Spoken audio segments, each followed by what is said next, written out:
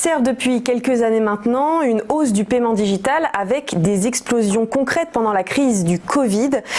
Ces explosions, notamment dans l'alimentaire, une augmentation de plus de 200% de paiements digitaux. Alors depuis plus de 10 ans maintenant, la plateforme Limonetic propose des solutions de paiement en ligne pour les commerçants en France et dans le monde. Avec près de 300 solutions internationales, la société surfe sur ce constat très parlant. La crise que nous traversons a renforcé leur popularité, mais peut-on dire pour autant que le paiement en ligne sera le booster de la reprise économique? On en parle avec le PDG et cofondateur de Limonetic, Christophe Bourbier. Bonjour. Bonjour. Merci d'être avec nous. Alors, est-ce que le marché du paiement en ligne a surpassé vos attentes depuis cette fin de confinement? Alors, effectivement, nous sommes une plateforme de paiement. On est spécialisé sur les paiements internationaux, vous l'avez dit, aussi sur les montages marketplace, et on travaille pour des différentes verticales. On travaille pour l'alimentaire, vous aviez parlé d'une explosion de plus de 100%, on travaille aussi pour le voyage, on travaille pour l'aérien, on travaille pour beaucoup de marketplace, et on a vu des choses très disparates pendant le Covid. On a vu que l'alimentaire, au moment le pire, où on pouvait plus aller dans les magasins, les supermarchés ont fait des explosions allant jusqu'à plus de 200% finalement au période de la crise, alors qu'on peut l'imaginer, l'aérien, le voyage, et puis aussi les produits de luxe, par exemple, se sont complètement écrasés pendant cette même période. Au final, le Covid a été une accélération impressionnante, en tout cas, sur le paiement digital de façon globale. Il y a des comportements qui étaient des fois réservés à certains, les jeunes, les 35-45 ans et autres, qui sont imposés à tout le reste de la population. Et on voit donc au final, post-Covid, une augmentation significative du volume de transaction. Et nous, Limonetic, on surfe là-dessus. On a eu aussi une augmentation importante depuis cette période post-Covid. Oui, parce que justement, on n'est pas encore sorti vraiment de cette crise sanitaire. Donc, les solutions de paiement digitales minimisent en fait les risques de contamination. Comment est-ce que vous avez pu vous adapter à la demande de vos clients? Absolument. Alors, c'est vrai que ce qui a boosté finalement le digital, quand on y pense, c'est le fait qu'on puisse payer sans contact. Mais il n'y a pas grand-chose de nouveau. Déjà avant le Covid, il y avait déjà plein d'expériences utilisateurs, qui étaient sans contact. J'achète sur Internet, je me fais livrer, je suis sans contact. J'achète sur Internet ce qu'on appelle le click and collect. On entend parler partout à la radio, encore ce matin dans le taxi, on parlait de click and collect. J'achète sur Internet et je vais en magasin pour récupérer le produit. Je vais dans un restaurant, je scanne mon QR code, il y a des solutions qui se lancent maintenant, et je paye en même temps à la fin sans avoir à attendre le fameux terminal de paiement. Je suis dans la rue et je n'ai plus à lever mes bras, je commande juste finalement un taxi sur une application X ou Y. Tout ça, ce sont des comportements où il y a du paiement digital, il n'y a plus de cash, c'est du paiement digital, on ne se rend plus trop compte d'ailleurs qu'on est en train de payer, et tout ça est très pratique et sans contact. Il s'avère juste que pendant le Covid, une des rares solutions pour payer, une des seules solutions pour payer, c'était ce type de paiement qui se sont complètement imposés et qui deviennent maintenant des solutions indispensables. Du coup, dans ce secteur, la concurrence, elle est assez féroce. Dernière actualité en date, au début de ce mois, Apple a racheté l'entreprise canadienne MobiWave qui transforme son smartphone en terminal de paiement.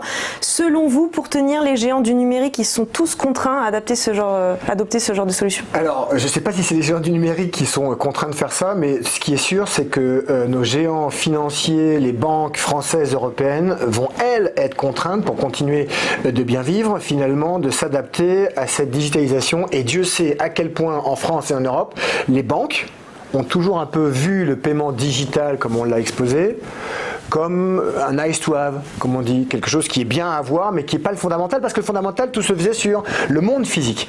Et bien maintenant, le fondamental, c'est pas le monde physique, c'est le paiement digital dans sa globalité, et toutes les solutions qu'on a expliquées, les marketplaces, le click and collect, le delivery et autres, tout ça devient un must-have. Et oui, les banques financières et toutes les institutions financières doivent s'équiper avec ces solutions pour éviter de se faire concurrencer par tous les acteurs dont on n'arrête pas d'entendre parler, les Apple, les Stripe, Co, qui sont en train de grignoter tout sur leur passage.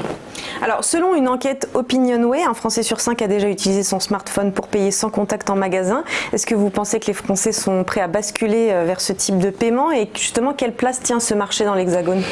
De façon évidente, oui, on va y aller de plus en plus. Les statistiques le prouvent. Et puis je pense que l'année prochaine, on sera plutôt sur un Français sur 4 et puis après un Français sur 3. Les téléphones ont des batteries qui sont de plus en plus, qui permettent d'avoir son téléphone qui n'est plus mort à 6 heures l'après-midi.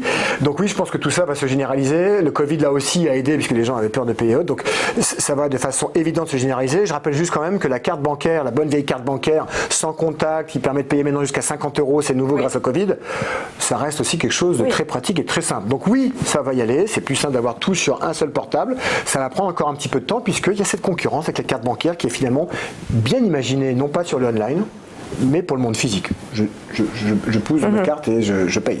Alors justement, pour répondre à notre interrogation principale de cette interview, est-ce que vous pensez que le paiement en ligne sera le booster de la reprise économique aujourd'hui? Alors déjà, paiement en ligne, je dis attention, je parle plutôt de paiement digital, parce qu'on a vu qu'il y a plein de formes de paiement qui sont faits via mon mobile, via mon téléphone, mon mobile ou mon téléphone ou via mon ordinateur, mais finalement où je finis peut-être dans le magasin, ou alors des fois je suis peut-être dans le magasin et je vais utiliser finalement mon téléphone pour payer. Tout ça, c'est du digital, comme on le disait. Et est-ce que ça va être le booster? Non, la réalité, c'est que qu'est-ce qui va booster?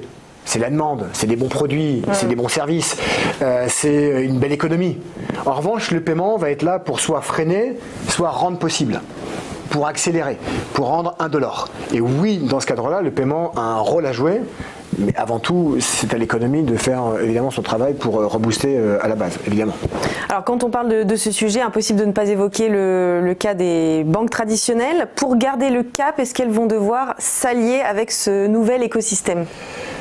En fait, on parle de nouveau l'écosystème digital. Les banques doivent pleinement sauter, se lancer, courir dedans, puisque c'est l'avenir, c'est déjà le présent, et c'est l'avenir du paiement. Il n'y a pas d'un côté le monde physique et puis d'un côté le monde internet. C'est le paiement digital dans cet absolu. Ce qu'on voit nous en tout cas, c'est qu'il y a beaucoup de banques, comme je le disais tout à l'heure, françaises ou européennes, qui sont très mal équipées avec ce genre de solution, et on voit beaucoup de concurrence, très agile, très bien financé aussi par quelques investisseurs américains qui arrivent à bien se déployer et qui prennent beaucoup de parts. Donc oui, les banques doivent s'équiper et doivent se jeter dans ce combat si elles ne veulent pas mourir sur cette partie-là, en tout cas la partie du financement et du paiement.